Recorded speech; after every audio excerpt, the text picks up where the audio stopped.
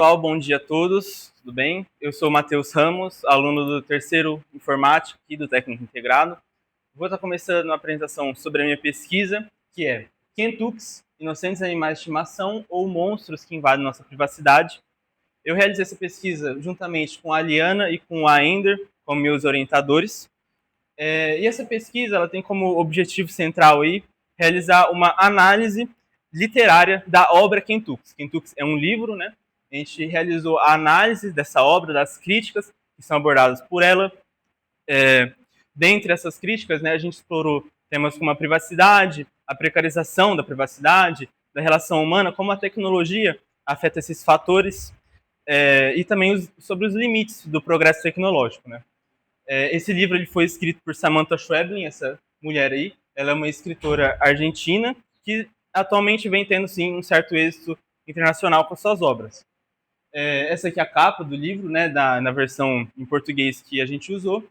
Ele narra, né, várias histórias de vários personagens diferentes, de modo fragmentado. Por que isso é importante, né? O modo fragmentado, isso é, uma história começa, é interrompida por outra história, a história que havia sido interrompida volta a ser contada depois, e elas ficam nesse vai e vem de interrupção e de fragmentação. Isso causa um certo efeito, né, que eu vou explorar adiante. Então, as personagens dessas histórias não se conhecem, a única coisa que liga todas elas é a presença ou o uso desse aparelho chamado Kentucky. Afinal, o que é um Kentucky, né? Eu até coloquei a imagem desse bichinho aqui, se não me engano ele chama Furby, eu não sei bem. Ele era uma certa tendência uns anos atrás aí, e ele tem uma premissa parecida com a do Kentucky. É um bichinho de estimação, que é mais um bichinho de pelúcia, na verdade, que também é encarado como um bicho de estimação, que as pessoas deixam nas casas delas. No caso do Kentucky, é um bicho de pelúcia cruzado com o celular, digamos assim. Por quê? Nesse sentido, ele apresenta câmeras, microfones, rodinhas, conexão com a internet e é controlado por outra pessoa remotamente. Então, na realidade narrada, é normal que as pessoas comprem esses aparelhos, esses Kentucks, deixem nas casas delas, mas na realidade tem outra pessoa por trás dele, observando você, vendo seu cotidiano, sua casa, e é completamente normal na obra você se expor assim e outra pessoa ver a sua vida desse modo. Na obra, né, são narradas essas duas perspectivas, tanto de controlador do Kentucky quanto de dono do Kentucky. Um pouco mais sobre umas características do Kentucky que é importante ressaltar. É que não é possível haver uma comunicação direta entre o dono do Kentucky e o controlador. Nesse sentido, o controlador do Kentucky pode só ver e ouvir, ele não pode falar, bem como o dono do Kentucky também não pode falar diretamente com a pessoa que está por trás dele, só ali com aquela pelúcia. Ele não sabe quem está por trás dele. Isso já desencadeia o segundo fator que é relevante, que é que você não pode escolher quem é a pessoa que vai se conectar ao seu Kentucky, bem como se conectando a um Kentucky, você não pode escolher qual você vai se conectar. Isso já incentiva ali um certo consumismo nessa aleatoriedade, né? Se você não gostou da pessoa que você se conectou, compre outra, né? Esse é o intuito principal.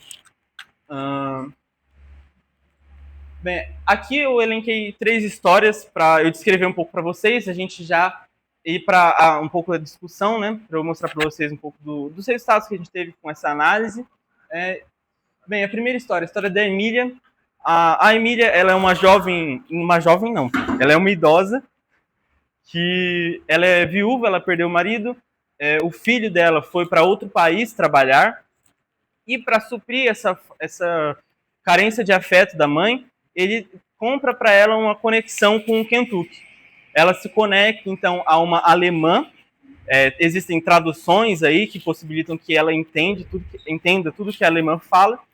E ao decorrer da trama, nós vamos vendo a partir da narração que ela desenvolve sim muito carinho por essa mulher, um certo amor mesmo por essa Eva, né, chamada Eva, essa mulher alemã, do mesmo modo que a Eva também desenvolve sim um certo carinho por ela. Ambas dedicam parte considerável dos dias dela só mantendo essa relação, né? A Emília vendo a vida dela e a Eva expondo a vida dela. Posteriormente, a gente na obra vai ser apresentado um suposto namorado da Eva, e a partir daí a gente já vê dois pontos importantes. O primeiro é que eles dois, a Eva e o namorado, muitas vezes ficavam andando nus pela casa. Isso já mostra o quê?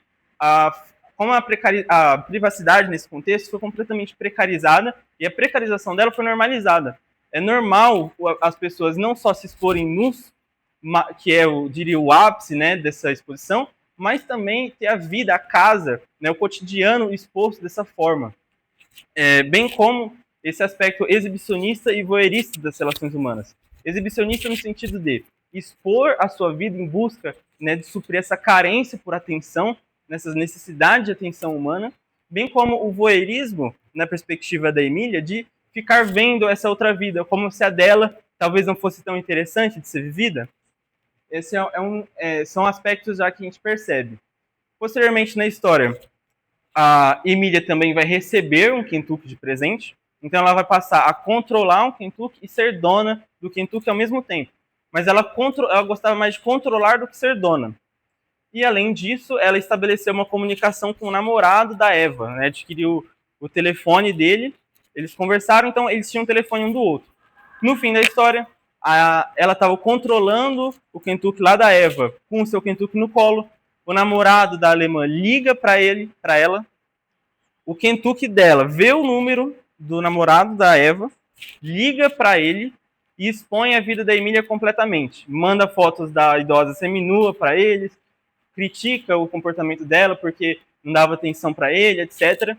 E então, quando a Eva vê isso e vai falar com a Emília diretamente, ela tira sarro da Emília. Né? Toda aquela relação que parecia carinhosa, na verdade, não era uma relação de fato, porque a Eva estava querendo afeto por um bichinho de pelúcia, e não pela pessoa que estava por trás dela, não pela Emília, de fato. E quando ela vê aquela idosa, ela tira sarro das roupas dela e tudo mais. E logo em sequência começa a ter uma relação sexual com o namorado na frente dela. A Emília, vendo tudo isso, se sente ridicularizada, né? De fato, todo aquele amor que ela sentia era ilusório, superficial, frágil e idealizado. Então ela encerra a conexão com um clique, o que mostra a volatilidade dessas relações virtuais, e também afoga o seu Kentucky na pia, como em uma espécie de fúria contra a tecnologia, uma decepção com a tecnologia.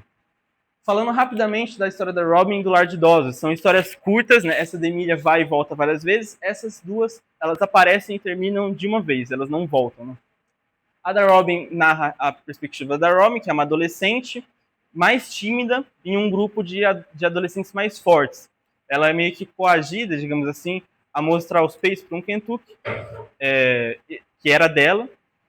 O Kentucky, então, elas estabelecem um meio de comunicação com o Kentucky através de um tabuleiro com letras, e o Kentucky começa a chantagear elas, né, falando, se vocês não me mandarem dinheiro por esse meio, eu vou expor informações sobre vocês, fotos de vocês. E aí ele começa a expor toda a vida da Robin, todas as informações que tinha da Robin. Começa a falar que tinha vídeos dela se masturbando, vídeos da família dela nua, informações sobre a família dela de modo geral. E também expõe que ela não gostava das amigas na frente das amigas. Então, no fim, ela acaba chorando no quarto sozinha, decepcionada também com a tecnologia. E no Lar de Idosos, os Kentucks que foram comprados para interagir com os idosos acabam se afogando numa piscina, como se eles não quisessem consumir aquela vida, e também como se os idosos não fossem aptos a consumir esse Kentucky. Então, bem, recapitulando algumas coisas e aprofundando um pouco mais, a gente vê certos aspectos de distopia e de ficção científica nessa obra, e a gente pode usar desse gênero para fazer uma análise da sociedade, né? No sentido de que a Schweblin, quando escreveu esse texto, criou esses elementos como o Kentucky para gerar estranheza em nós, para que quando nós vemos a realidade, né, as relações virtuais pela internet, o uso do celular, a questão de como a nossa privacidade já pode ser precarizada, quando a gente compara, né, o que a gente tem hoje, que para a gente é normal, com o que aparece na obra, que parece estranho, a gente vê que na verdade são coisas muito próximas, a gente só é cego nesse sentido, né? Nossa, mas tá ruim o slide. Assim, a gente também vê a questão do exibicionismo e voyeurismo, como eu disse, que regem muitas relações, né? A gente vê essa questão da exibição e da visualização muito valorizada, né? Principalmente nas redes sociais. Vemos a fragilidade dos vínculos humanos atuais, decorrente do capitalismo, a gente desenvolveu, no sentido de que o capitalismo incentiva essa relação essa concepção cada vez mais individualista do mundo, e também na medida em que ele mercantiliza não só o próprio homem, mas a relação humana. Quando a relação humana é mercantilizada, ela passa a ser descartável. Né? Se você não quer mais, você pode ir lá e comprar outra. Né? É simples assim. A gente vê essa questão do consumismo desenfreado, alienação e dependência da tecnologia. Né? Todo mundo usa a tecnologia, depende dela e considera todos esses problemas como coisas normais, né, da tecnologia, que muitas vezes nem são um problema. E a crítica central da obra que une todas essas histórias é a decepção com a tecnologia. A tecnologia que é tão colocada como solução para todos os nossos problemas, nos moldes atuais que a gente vem desenvolvendo e produzindo ela, a gente vê que ela sim causa muitos outros problemas que a gente tem que dar a devida atenção. Então é isso, pessoal. Muito obrigado por todos aqui e pelo PIBFISP, pelo financiamento da Bolsa. Pessoal, obrigado, Matheus. Primeira coisa, a hora que o Ender entrou, eu lembrei. Ele me mandou com um slide novo, eu acabei esquecendo de colocar. Tudo certo. Pessoal, alguém tem alguma pergunta? Oh, ninguém tem? Primeiro eu vou fazer o seguinte, eu não sei como que o Aender e a Liana acharam o menino desse ensino. Matheus, a tua maturidade para apresentação é anormal para um aluno de terceiro colegial. Assim, dá para ver que você domina muito o tema. Eu não consigo fazer questionamentos, mas é um texto que me parece que já me agrada. Já vou querer comprar para ler esse livro. Que ano que foi escrito esse livro? 2018. Bem recente. Ele é de 2018. Cara, ele já faz essa leitura. É que eu não consigo lembrar, porque eu acho que é uma leitura muito mais atual do que 2018, né? Essa dependência tecnológica. Eu falo muito, começo a ver algumas coisas no Instagram, as pessoas vão comer, eu falo muito isso para minha esposa, ela posta a foto do que ela vai comer. Eu falo assim, nossa, quem está do outro lado deve estar muito interessado em saber o seu almoço hoje. Né? Então, peraí, aproveitar que tem uma pergunta da Maria. Bom dia. Eu lembrei com sua apresentação de um filme que chama Possessor, de 2020, você já ouviu falar? Nunca vi. É um filme que é também distopia, ficção científica e tal. Fala mais alto, perdão. Em que tem toda uma trama de que tem assassinos de aluguel que conseguem entrar na cabeça das pessoas, papá, mas tem uma trama secundária que mostra uma empresa que vende dados para outras pessoas, para outras empresas. E aí, tudo que tem câmera, ficam funcionários observando a vida das pessoas. Aí eu lembrei por causa dos bichinhos. E que a cor da cortina que as pessoas têm, o que elas estão comendo, tudo mais, tudo isso é interessante para as empresas que querem vender produtos. E que, isso pode muito bem estar acontecendo agora. Já saiu um monte de vezes denúncia de aplicativos que vendem, por exemplo, de calendário menstrual que vende os dados de quando a mulher está em determinado período do seu ciclo para aparecer anúncio específico para aquilo. Então, todo dado nosso, às vezes, não é nem importante para as pessoas que estão à nossa volta, é mais importante para empresas. Eu acho interessante.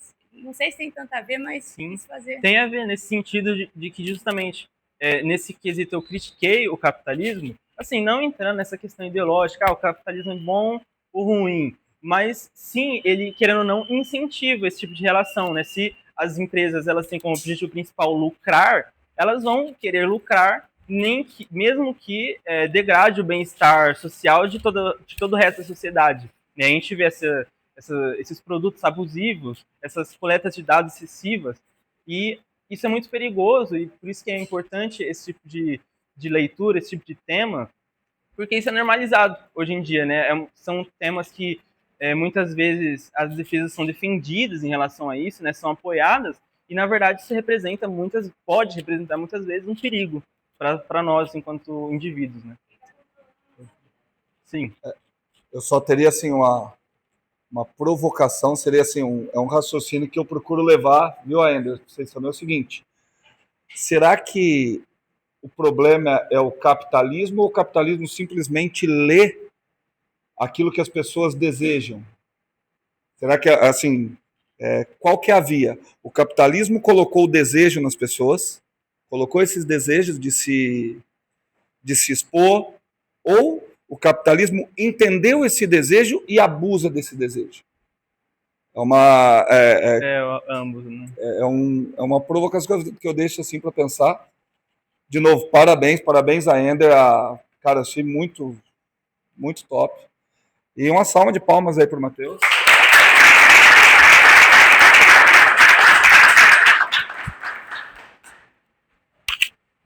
Gente, eu vou pedir desculpa.